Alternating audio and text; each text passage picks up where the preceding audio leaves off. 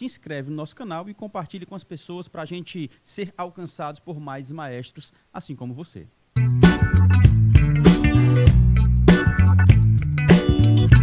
Presidente, um outro ponto que eu acho fundamental, claro, eu queria muito te ouvir, é em relação à base. Eu vou explicar por quê.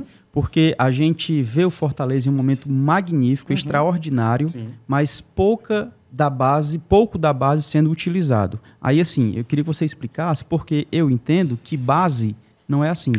Não é da noite para o dia. Pelo contrário, tem garotos que começam aos 13 anos. Então, precisa de 7, de 5, de 6 anos para que possa maturar e chegar no profissional. Mas explica para a gente. A pergunta simples é essa e, claro, você vai discorrer com as suas argumentações plausíveis. Por que o Fortaleza não usa mais ou não usa tanto mais a base?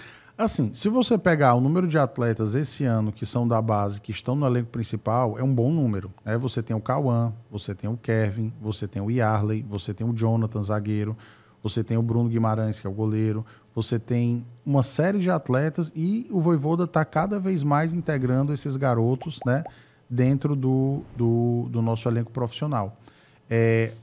A pergunta que você fez é muito pertinente, eu vou lhe explicar o porquê. Porque não é uma questão apenas, na minha opinião, de conceito. Eu vou colocar atletas formados aqui para jogar porque isso é bom, porque isso é saudável para os talentos da terra. Não, é questão de sobrevivência. Perfeito, base. Exatamente. Fortaleza chegou em um limite de captação de receita que ele não vai conseguir subir muito mais esse teto. Perfeito. Esse é mais ou menos o nosso teto. O torcedor tem que estar ciente disso. A gente não consegue subir muito mais. Eu até usei um outro podcast que eu fiz uma comparação com a Fórmula 1, né, que circulou um pouquinho aí, de que o Fortaleza ele não é a Williams, não é a McLaren, não é a Ferrari. O Fortaleza é uma Lotus, em que o gestor ali, o motorista, está tirando o máximo de desempenho para tentar competir. Se você for ver a folha do Palmeiras comparada do Fortaleza, é o quê? 3, 4 vezes maior do que a nossa. E tem que competir. É 11 contra 11 dentro do gramado.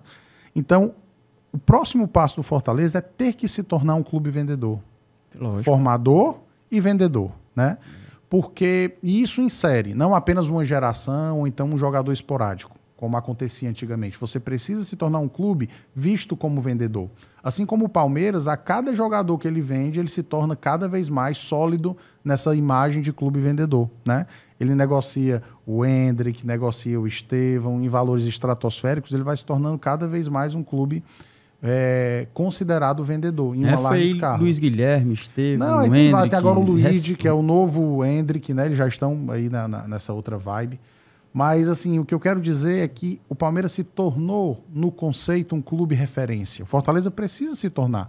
Claro que não no mercado, nos valores que chegam ao Palmeiras, mas o Fortaleza vai buscar o seu nicho próprio, né? E existem duas maneiras de fazer isso. Com uma base de scout muito boa para poder captar talentos, né, que sejam em conta para você trazer para cá, amadurecer e levar ao profissional, como aconteceu com o Hércules, que chegou na base. Excelente. Como aconteceu com o Kevin, que chegou na base. Ou você também pode formar o atleta, né?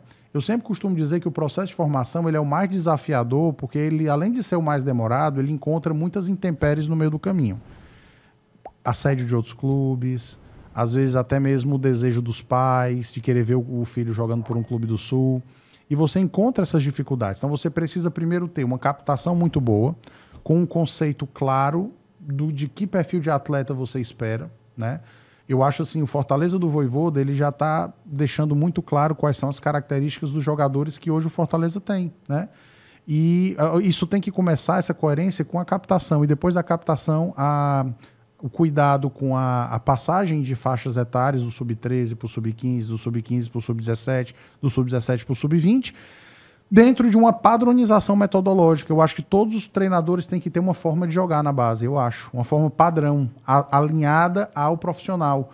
Por quê? Porque isso vai fazer com que a compreensão e a formação do atleta seja mais clara do que se espera de um extremo sem a bola, do que se espera de um camisa 9, que não é o grosseirão no Fortaleza, é o Lucero, é o Galhardo, é o Kaiser, que são 9s de mobilidade, 9s técnicos. Isso daí é o perfil do Fortaleza.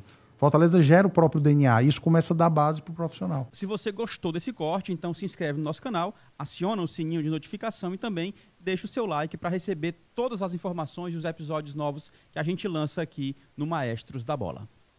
Olá, memoráveis! Se você é apaixonado por esporte, eu vou deixar uma dica de livro muito especial, tá? O link está logo aqui embaixo na descrição e também no primeiro comentário.